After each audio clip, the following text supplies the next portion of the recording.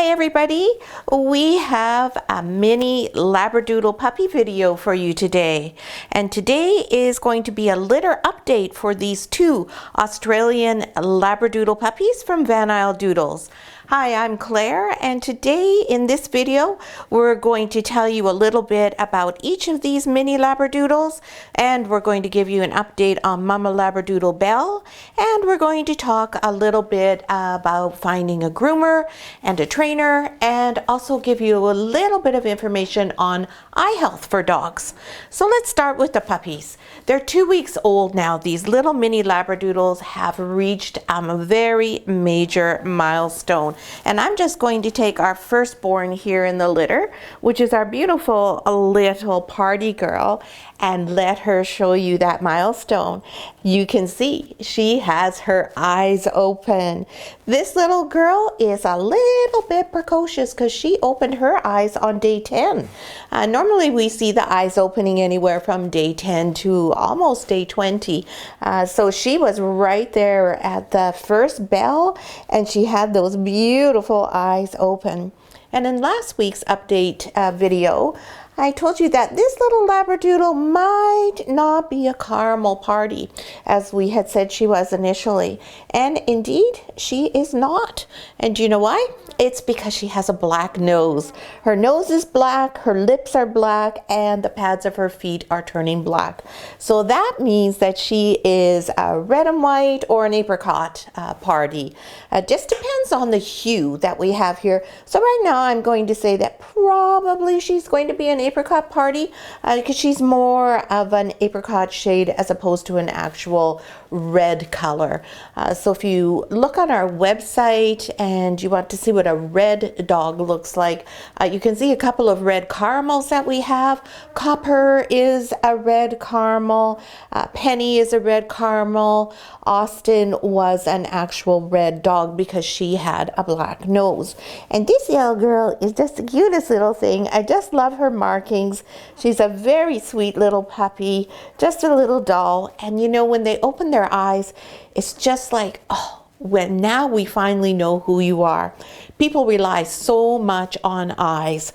Dogs, of course, do not rely on their eyes as much for the information they get. They rely far more on their nose and on body language.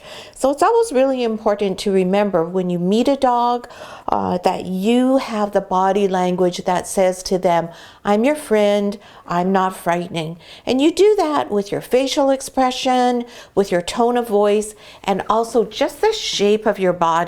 You want to be relaxed, and a soft S shape is always what a dog responds to. Because if you watch dogs, when they greet one another and when they're friends and when they're playing, they have themselves in a curvy shape. They're not rigid and tense, and they don't have anything uptight about them. They're all relaxed and loosey-goosey, and dogs really understand what that means. So if you meet a dog and you put yourself like this and your head ducks down and goes from side to side, and you do a little bit where you look at them not right in the eye, kind of like this, a little bit of what I call a Princess Di approach, because if you all remember, Princess Diana always was looking up under her eyelashes and had that very meek, non-threatening vibe about her. So if you do that Princess Diana type of approach, you'll find that dogs are very relaxed and comfortable around you. Now you see Mama Belle just popped out of the box. She may choose to stay out of the box, and you'll see right now she's lying directly in front of the box. And that's because she is, like all moms, says, okay, I've had enough of you kids. I've fed you, I've cleaned you, everything's good, you're fine. Time for you to learn to be on your own a little bit.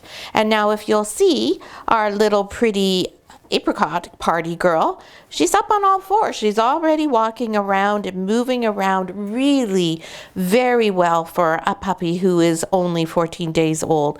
This is really quite a little bit ahead of the bell curve.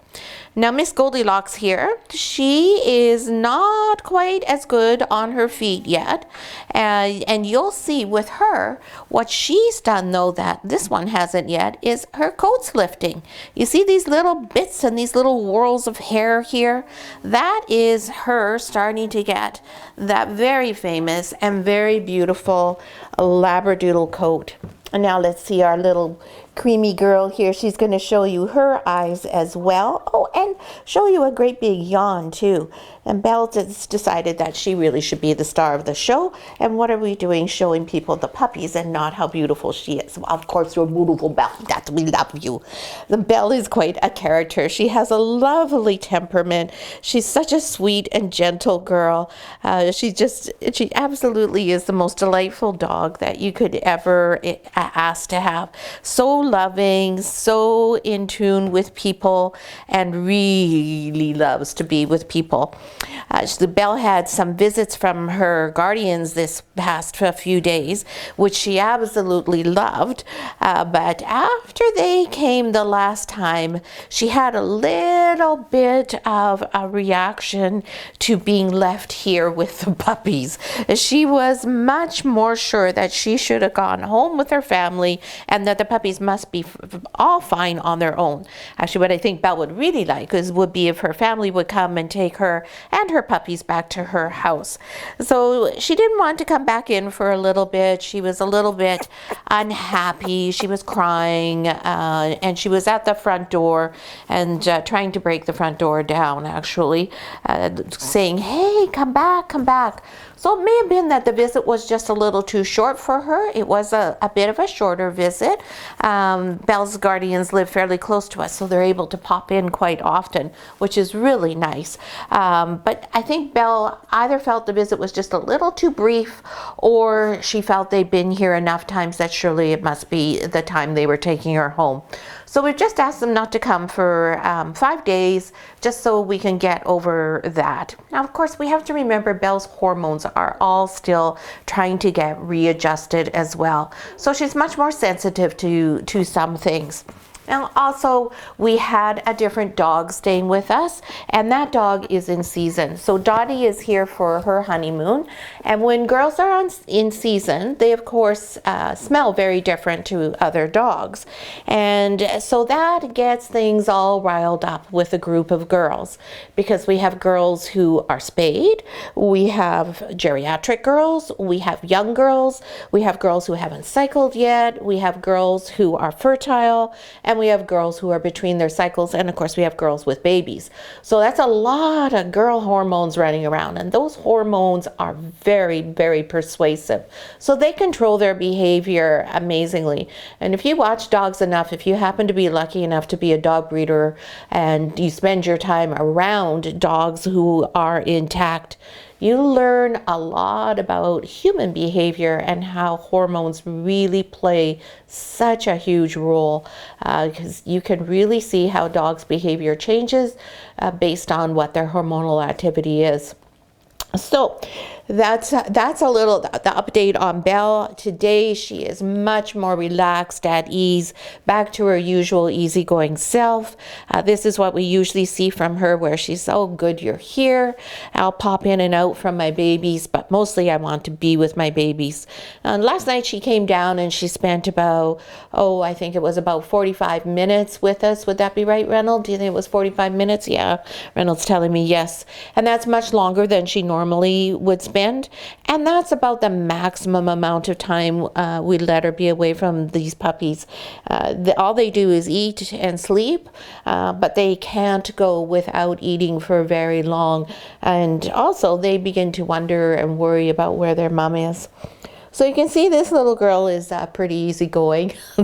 There's not too much stress in her life. She's just like, "Oh yeah, you can hang on to me. I've gone sound asleep. I'm not showing anybody my eyes anymore. Hey, do you want to open up your little eyes?" Oh, she's just the sweetest little thing, and I just love her gorgeous coloring. It's just such a sweet and delicate shade of caramel, really almost a creamy color. And I think she's lightened since she was born. And if we look underneath her coat, if we brush it backward, The coat that's coming in is more close to Belle's color. So I won't be surprised if this little girl ends up maturing to being very close to Belle in her actual color. I think she'll be a little darker than Belle, not a white like Belle is, but more sort of like this color here through Belle's ears, where it's a really sort of a little bit of a blend of the white and the very beautiful dark cream, and then a little bit of the hint of the caramel shade like she has on her beard. So now for the weights for the puppies, they've changed positions. So we started off with this puppy being the biggest, then this one, then this one. Oh, they switch back all and forth all the time. So today, which is February the 2nd, Miss Party Girl here, she is 787 grams, and Beautiful Goldie Girl here is 829 grams. So it's not a huge difference by any means, but it is a difference. Now, last week in our video, we talked a little bit about checking your dog and being aware of everyday common health things. We took a look inside the ears, and we talked a little bit about ear health, and we talked about checking their eyes and the fact that Labradoodles do have some eye discharge.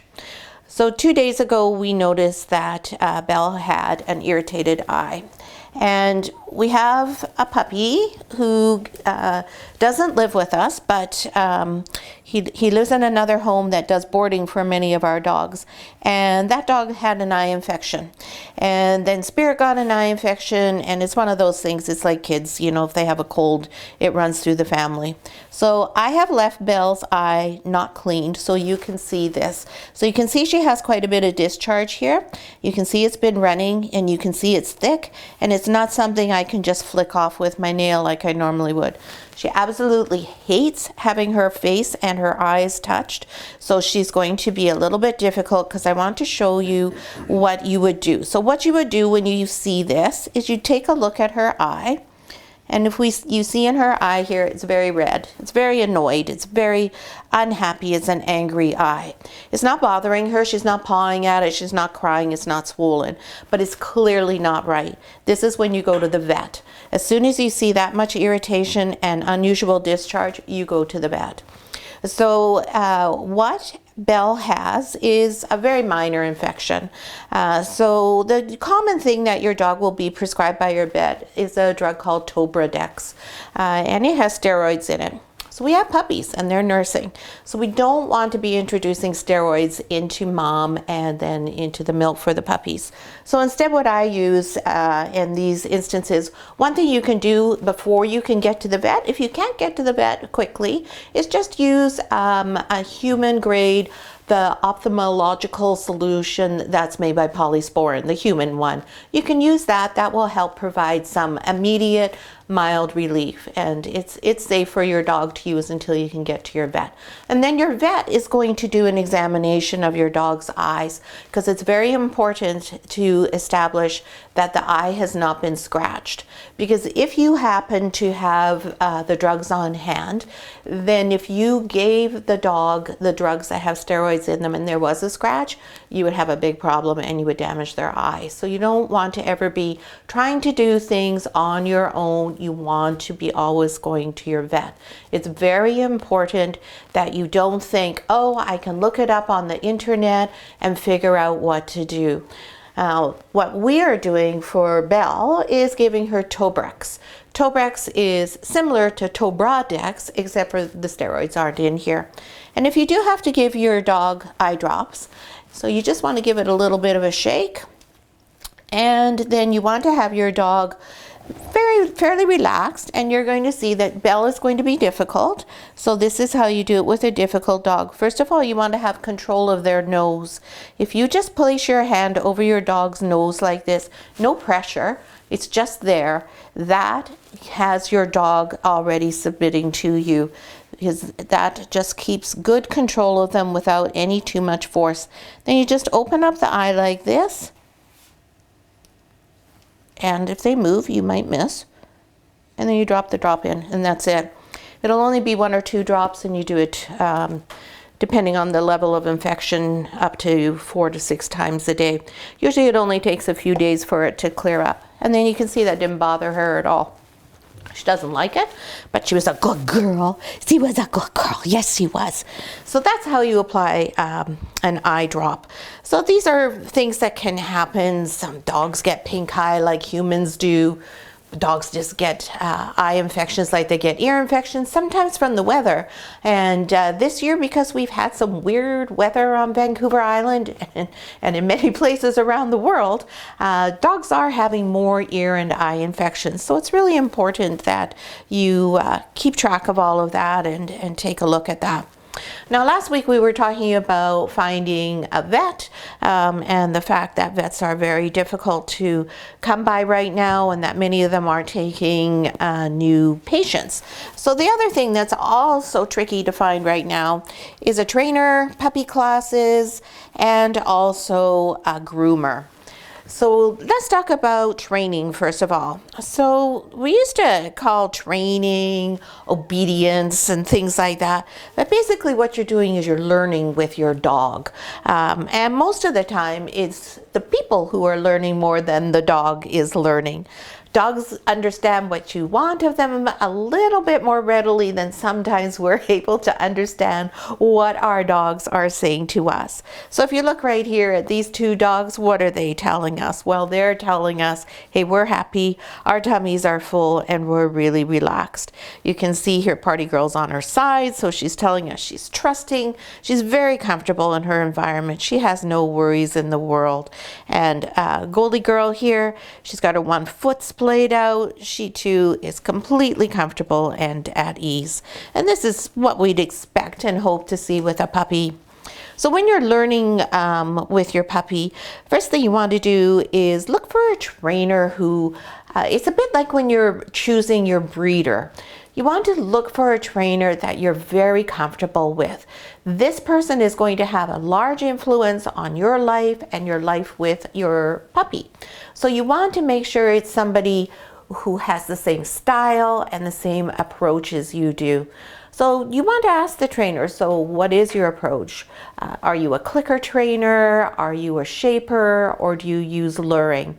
Now, if you're one of the families on our reservation list for this litter from Isle Doodles, you will have already seen our video on choosing a vet and a trainer, and we go into a fair bit of detail there on things that you should ask the trainer and what the difference between shaping and luring is.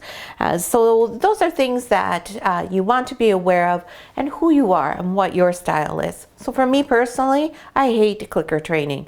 Clicker training involves just making a sound with an object that you hold in your hand to mark the behavior that you want from your dog.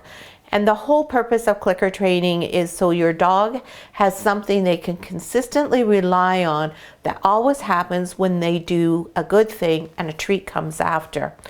So instead of using a clicker, which you do have to mark the behavior at the exact right time, as soon as your dog will say we're teaching them to sit, as soon as that butt hits the ground, you must be able to click right away. So if you're working with your puppy and you've got your leash and you may be using your foot in conjunction with your leash, you're probably using your other hand because you've got your dog, you're securing your puppy, you're using your other hand to coax your puppy back into the sit, and then you're supposed to click at the same time. That's way too complicated for me. I'm a much simpler person. It's way too hard for me to remember, oh yes, I've got the clicker, it's in this hand and I gotta click it right at this minute. I'm watching my puppy, obviously, when I'm teaching him something. I'm like this, the puppy sits, when I say sit, and then I'm gonna go, yes! That's my mark. That's what I use for my puppy. It's always the word yes, which has a really short, precise, and clear staccato sound. Puppies can recognize that really easily. Anybody can say yes, and it's easy to say it with enthusiasm, and it's clearly different from no, which has definitely got a different tone and a different whole consistency to the word that you're saying. So that's my approach. So I don't choose to work with a trainer who uses a clicker because that's just way above my head and my skill set. Nothing wrong with clicker training, just isn't up my alley. Shaping and luring. Shaping involves a tremendous amount of patience and waiting and waiting and waiting. I am not a patient person. Anybody who knows me will tell you that that is not something I possess even this much of. So definitely shaping is not the style of training that works for me. I am definitely like the style of training that involves luring. So very similar to the vet. Lots of questions about the approach, and then go and observe a couple of classes. Even with COVID, if the class is in effect, you should be able to go mask on, vaccinated, to be able to observe a class and watch. See how are the dogs? What happens? What's going on in the class? If you have a dog who's a little bit apprehensive, what's the trainer doing to get that dog out of their shell and into a comfortable place where they can start to do things? What does the trainer do with a puppy who's all over the place and Mr. Outgoing Gregarious? Just watch and listen and observe. And if it's something that you think, oh, wow, that's great. Did I ever learn a few tips today? Perfect. You've got your trainer. The other thing I would suggest is if you have a Labradoodle, you want to ask them how familiar they are with the Labradoodle breed. You'll see these little puppies here, they have been bred in a specific manner so that they're very family-orientated dogs. They're gentle. They're very sensitive dogs as well. They have high levels of intuition. So you don't want to be hiring a trainer who's familiar with dogs who are what we call red zone dogs. So a César Millan approach to how to train a dog is not going to be successful with an Australian Labradoodle. You want somebody who knows what this breed is all about. And one of the things about this breed is, while it's been bred to be so fabulous with people, that sometimes makes them reluctant to be friends with other dogs. Often Labradoodles, their whole world revolves around their families, and that's fantastic. A loyal companion is certainly something we all love to have, along with that unconditional love that our puppies give us. But they generally, quite often rather, not generally, have no time for other dogs because they're so focused on their people. So you want a trainer who understands that and who is able to show your dog and introduce you to ways to show your dog that other dogs are really fun, because we want our dogs to have friends just like we want our kids to have friends. So it's really an important thing that they understand Labradoodles and that they know what their temperament is comprised of and what approach works best for them. As for a groomer, again, very difficult to find, booked up for ages in advance, very few of them taking new customers. So when you know you're getting a puppy, find a groomer, and you know what? You know when your puppy's going to be born, start booking your appointments now. And that could be 8 months ahead of time. But I would strongly urge you to do that. My groomer is amazing, makes my dogs look beautiful all the time, and I book my appointments as many months in advance as she allows me to do. So that generally means I have them booked for 10 months in advance.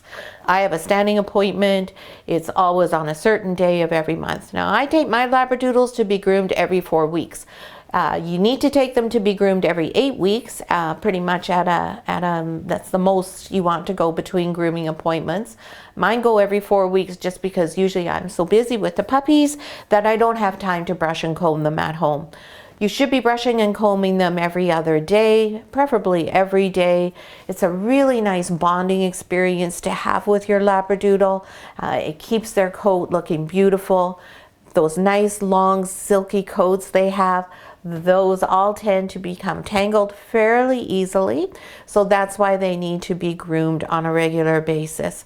It doesn't take much more than a look sometimes for a Labradoodle to get a tangle in their coat. So you want to stay on top of those areas, especially around the neck, underneath the ears, and in the armpits. Those are the areas, and the chest. If you have one of those harnesses with one of those awful plates on them in the front. So just to be clear, I absolutely do not recommend those harnesses under any circumstances. They are detrimental to your dog's gait, and they can really harm the shoulder and chest development in a dog, and they impede things even in an adult dog. However, if you use a booster seat, which we really do recommend, generally speaking, the harness that works really well in the booster seat will have a chest plate to keep your dog secure in that booster seat. But when they're in the booster seat, they're moving around a bit, and they, sit up, they stand up, they lie down, go to sleep. So there's lots of friction and rubbing from that chest plate onto the coat. So you'll see lots of tangles that can develop in the chest area and under the chin here sometimes. And with Belle, I could have shown you, because she's not eating so well right now, but even if she is, if you have a longer mustache and hair area here, that can also become matted. So you want to keep up on that. But take a picture of a Labradoodle to the groomer that you're thinking about. Go in, check out the shop. Is it clean? Is it tidy? Is it well organized? Does someone come out and greet you right away? Ask them for their book. Take a look at the pictures of their Labradoodles. Do they look the way you think a Labradoodle should look? Make sure you go to the Walla website to look up what a Labradoodle should look like when it's groomed properly. Look at breeders' websites. Look at the pictures of their dogs. How are they groomed? And does that groomer's photographs mimic what you're seeing on the breeder website? So chances are, if you're dealing with a professional registered breeder, then their dogs are going to be groomed appropriately. So those are some tips and tricks for the trainer and for a groomer, and also how to get eye drops into your ear. And of course, we saw the babies with their eyes open. I'm glad that they got to open their eyes for a couple of seconds. As you can see, they're back sound asleep again. This is pretty much what their day consists of right now. But their ears are going to be opening up very soon. And once that happens, then things really begin to start shaking. And actually, I can see right here in Apricot Girl's ears, this ear is already starting to open a bit. So I suspect she can already hear a tiny bit. Not a lot, but I'm sure she can hear a bit. So I would suspect with this little girl, we're going to have her ears open in the next probably 3-4 days. And for little sweetheart here, no sign of opening in these ones yet. Still closed. So probably she's going to be closer to the usual 3-week mark. This little girl seems to like to be ahead of things a bit. So I hope you enjoyed the video. I hope it was helpful and informative to you. If you have any questions, please ask away in the comments. If you enjoyed the video and you have a minute, please give us a thumbs up. And we really hope you're subscribed to our channel so that you get a notice whenever we publish a new video. And each one, for each litter, we try to talk about something a little bit different. And so if you watch all our videos, you get generally some good, helpful information. I hope that will help you with you and your Labradoodle puppy. Thanks so much for watching, and we'll see you next week. Hey, so kiddos. Hey, can you hear me?